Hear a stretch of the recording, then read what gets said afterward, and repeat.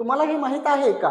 NMS परीक्षेमध्ये pass झाल्यावर तुम्हाला महाराष्ट्र शासन 48,000 रुपये स्कॉलरशिप देते बघा. पण 90% विद्यार्थ्यांना स्कॉलरशिप मिळतच नाही. त्याचं कारण काय आहे ते आज आपण या व्हिडिओमध्ये जाणून घेणार आहोत. नमस्कार, मी अनंत सर तुम्हा सर्वांचं या व्हिडिओमध्ये स्वागत करतो. आज आपण या व्हिडिओमध्ये पाहणार आहोत NMS स्कॉलरशिप किती मिळते व पैसे कसे मिळतात. तर बघा, सर्व तुमचे क्वेश्चन या व्हिडिओमध्ये आपण सॉल्व करणार आहोत. वेळ न वाया घालवता आपण फर्स्ट पॉइंट घेणार आहोत. फर्स्ट पॉइंट काय आहे बाळांनो, लक्ष द्या, व्हिडिओ संपूर्ण पाहायचा आहे जेणेकरून तुमच्यापर्यंत चुकीची माहिती मिळणार नाही. बघा, पॉइंट फर्स्ट आपण घेणार आहोत, पैसे किती मिळतात किंवा किती पैसे मिळतात. आता आपल्याला NMS मध्ये निवड झाल्यानंतर आपल्याला 12,000 रुपये मिळतात. म्हणजे दर महिन्याला 1,000 रुपये तुम्हाला स्कॉलरशिप मिळते. बरोबर आहे का? बघा, जर तुम्ही स्कॉलरशिप मध्ये पास झालाय तर तुम्हाला NMS मध्ये निवड झाल्यानंतर विद्यार्थ्यांना दरवर्षी 12,000 रुपये स्कॉलरशिप मिळते. महिन्याला 1,000 रुपये स्कॉलरशिप दिली जाते. दुसरा पॉइंट आहे किती वर्षी मिळते. दुसरा पॉइंट काय आहे, किती वर्ष मिळते. तर ही स्कॉलरशिप 8वी ते 12वी पर्यंत मिळते. म्हणजे तुम्ही 8वीतून पास झालात आणि तुम्ही 8वीतून 9वीला जाणार आहात. 9वी, 10वी, 11वी, 12वी 4 वर्ष ही स्कॉलरशिप तुम्हाला मिळते. बघा, तर एकूण स्कॉलरशिप किती मिळते?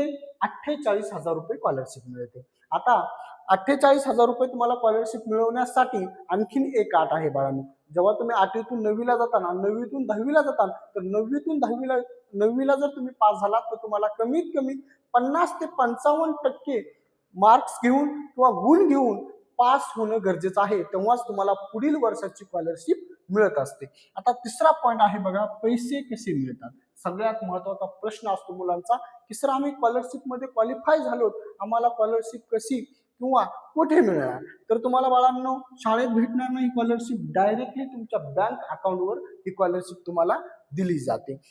त्यासाठी बँक अकाउंट आणि आधार लिंक असणं गरजेचं आहे. बँक अकाउंट आणि आधार काय असणं गरजेचं आहे? लिंक असणं गरजेचं आहे. अजून एक महत्वाचा पॉइंट आपण यामध्ये घेणार आहोत.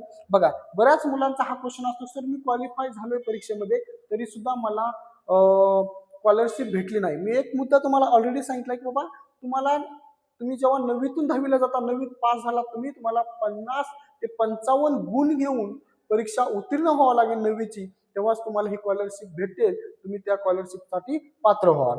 पुढला पॉइंट आहे, खूप विद्यार्थ्यांना सिलेक्शन होऊन सुद्धा पैसे मिळत नाही. त्याचं कारण असं आहे, त्यांनी फॉर्म प्रॉपरली भरलेला नसतो. बरेच विद्यार्थी फॉर्म कुणाकडूनही भरतात, कसाही भरतात आणि फॉर्म प्रॉपरली भरला नसल्यामुळे त्यांना ती स्कॉलरशिप मिळत नाही.